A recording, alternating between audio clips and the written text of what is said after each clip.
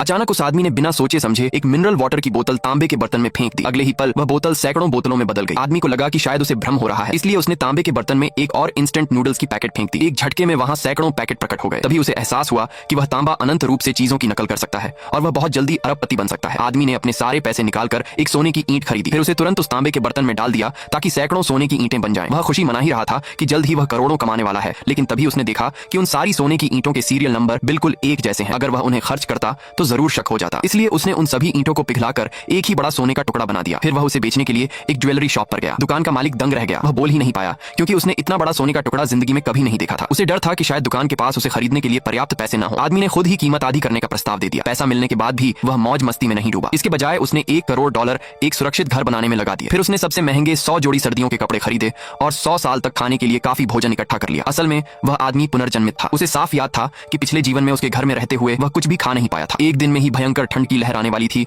और तापमान सीधा -50 डिग्री तक गिरने वाला था। जब वह सारी चीजें खरीदकर मॉल से बाहर निकला तो अचानक जोरदार बर्फबारी शुरू हो गई। पड़ोसी उसे देखकर हंस रहे थे कि वह इतनी सारी चीजें क्यों खरीद रहा है। जब वह जाने ही वाला था तभी उसकी वही पड़ोसन मिली जिसे वह हमेशा से पसंद करता था। महिला को लगातार खांसता देखकर आदमी ने तुरंत अपनी जैकेट उतारकर उसे दे दी। नेक्स्ट पार्ट के लिए सब्सक्राइब कर